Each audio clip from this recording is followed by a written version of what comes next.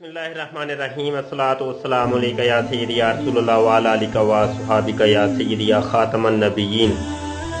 काला रसूलुल्लाह सल्लल्लाहु अलैहि वसल्लम उलमा उम्मती का अंबिया बनी इसराइल औ कमा काल अलैहिस्सलाम।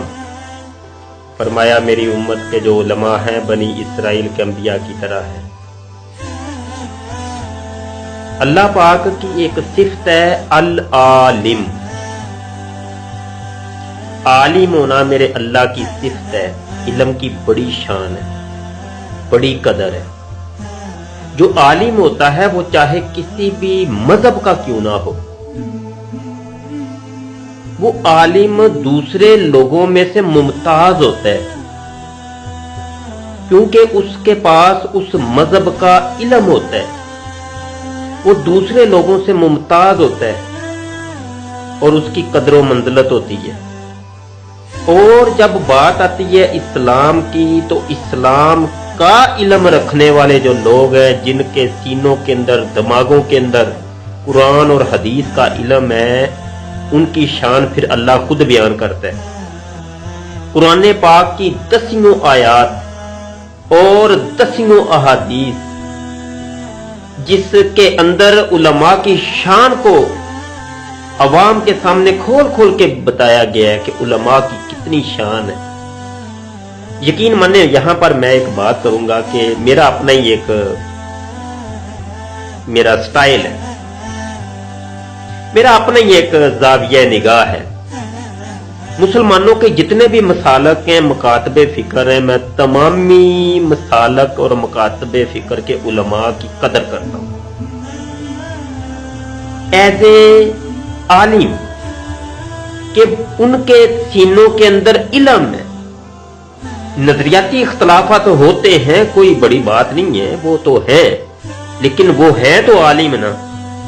इल्म की अपनी एक कदर है और तारीख गवाह है कि इल्म और उलमा के ऊपर सब्बो शतम पहले भी किए जाते रहे और जेल कोठरियों के अंदर उनको पहले भी फेंका जाता रहा। और मौजूदा दौर के अंदर जो सूरत हाल है, बहुत शदीद सूरत हाल, ना गुफ्ता बही। अल्लाह मान वल हफीज। आज क्लास के अंदर भी मैं इस चीज का तज़किरा कर रहा था और सोचा कि उसके ऊपर एक वीडियो भी बनाई जाए। मौजूदा जो सूरत हाल है, उलमा के साथ जो कुछ हुआ, अल्लाह मान वाला, उनको दाढ़ियों से पकड़ के घसीटा गया, उनकी तजलील की गई, कुरान और हदीस को फाड़ा गया, किताबों को पामाल किया गया, जमीन के ऊपर फेंका गया। और ये सारी सूरत हाल देख के ऐसे लगता है कि जैसे कोई कुफरस्तान के अंदर हम रह रहे हैं, कुफरस्तान के अंदर। आइंदा नस्लें जो है ना, वो अपने बच्चों को उलमा नहीं बनाएगी।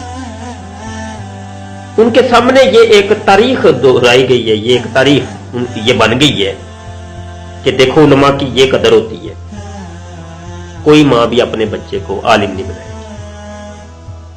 ये आलिम तो इल्म, आलिम के साथ ये होता है, ये सलूक होता है। कोई बच्चा आइंदा से, कोई आलिम दीन या कोई बच्चा आइंदा से खत्म नबूवत की आवाज नहीं बुलंद करेगा। देखिए, कोई बुलंद नहीं करेगा, इज्जत रसूल की कोई बात नहीं करेगा। उनके सामने ये हिस्ट्री आ गई है कि उनकी इज्जतों को पमाल किया जाता है, उनको रोंदा जाता है, उनको धक्के ठुड्डे लगाए जाते हैं, उनकी दाढ़ियों से पकड़ के उनको रोंदा जाता है, उनकी इज्जतों को पमाल किया जाता है। जमाने के अंदर उनको जलील इतना किया जाता है, इतना जलील किया जाता है। तो ये मकाम होता है एक आलिम का और खत्म नबूवत पे बात करने वाले का और इज्जत रसूल की हिफाजत करने वाले का, ये मकाम होता है। लिहाजा अपने बच्चों को ये हमने बनाना नहीं। अल्लाह मान वल हफीज। दिल खून के आंसू रो रहे, यकीन माने दिल परेशान है, हम कुछ कर नहीं सकते। अब तो बस दुआ है, अल्लाह देख रहा है। अल्लाह की लाठी बेआवाज है, وہ लगामें ढीली करता है, कर लो जो करना कर लो।